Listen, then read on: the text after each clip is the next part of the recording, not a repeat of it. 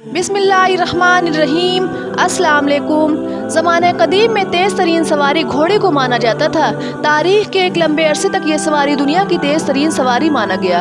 जदीद दौर में मोटर गाड़ियों ने तेज़ रफ्तारी में अव्वल मकाम हासिल किया और साइंसी तरक्की का नतीजा ये हुआ कि बुलेट ट्रेन, हवाई जहाज़ और रॉकेट जैसी चीज़ों ने हर सवारी को पीछे छोड़कर फासलों को मिनटों का खेल बना दिया। लेकिन अगर ये कहा जाए कि इन तमाम सवारियों में से एक सवारी ऐसी है जो इस कायनात की तख्लीक के वक्त ही मौजूद थी और रफ्तार में वो इंतहा दर्जा रखती थी, तो आप सोच में पड़ जाएंगे कि दरअसल ये चीज़ कोई जानवर या बर्क़ी गाड़ी नहीं बल्कि रोशनी से बना वो मखलूक है जिसे बुर्राक कहा जाता है। दरअसल सफ़र मेराज और बुर्राक की कोई साइंसी वजाहत नहीं है बल्कि अल्लाह की मोजज़ात में से एक मोजज़ा था जो हमारे आखिरी नबी हज़रत मोहम्मद सल्लल्लाहु अलैहि वसल्लम की ज़िंदगी में पेश आया। हिजरत से 5 साल पहले रसूल खुदा सल्लल्लाहु अलैहि वसल्लम के साथ वाक़या मेराज पेश आया। ये माह रजब की 27वीं तारीख़ थी और रात का कोई पहर था जब अहले मक्का अपने घरों में सो रहे थे और नबूवत का वो आफ्ताब दावत व तबलीग और इस्लाम की इशाअत की फ़िक्र में मशगूल था। रसूल खुदा सल्लल्लाहु अलैहि वसल्लम उस रात अपनी हमज़ाद बहन उम्मे हानी के घर पर बेदारी और ख्वाब के दरमियानी हालत में थे कि घर का छत शक हो गया और अचानक वो मुबारक फरिश्ता जो पैगम्बर का कासिद रहा है यानी जिब्राईल अलैहिस्सलाम 50,000 फरिश्तों के साथ आपकी खिदमत में हाजिर हुए और ये खुशखबरी सुनाई कि अल्लाह ताला ने आपको मुलाकात की शर्फ से नवाजना चाहता है। लिहाजा फर्श ता अर्श इस मुबारक सफ़र की तैयारी में जुट गई और अर्श इलाही तक पहुँचने के लिए एक बेमिसाल सवारी नाजिल की गई जिसे बुर्राक कहा जाता है। चूँकि ये सवारी नहायत ही तेज़ रफ्तार और बिजली की तरह की खुसूसियत रखती थी, इसलिए इस सवारी को बुर्राक का नाम दिया गया।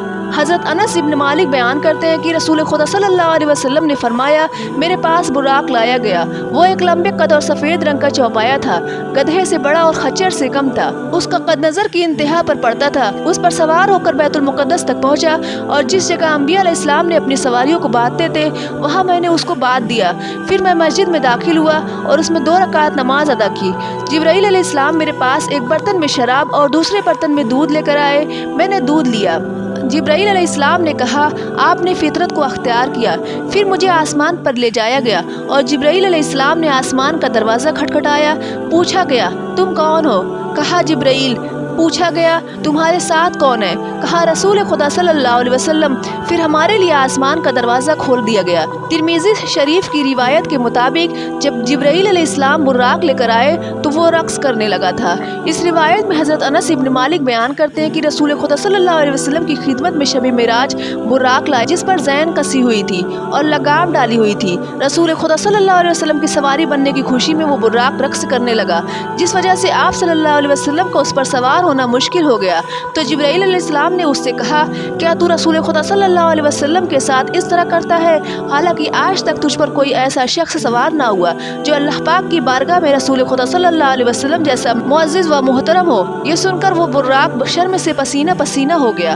बाज़ उलमा ने लिखा, बुर्राक का जिस्म घोड़े या खच्चर के मानिंद था और सर इंसानों की तरह था। नेज़ उसके 2 बड़े पंख थे जिसके सहारे वो उड़ता था। एक रिवायत के मुताबिक क़यामत के दिन भी बुर्राक रसूल खुदा सल्लल्लाहु अलैहि वसल्लम की सवारी होगी। आज की वीडियो में बस इतना ही। मिलते हैं अब अगली वीडियो में। तब तक के लिए दीजिए इजाज़त। दुआओं में याद रखिएगा। अल्लाह हाफिज़।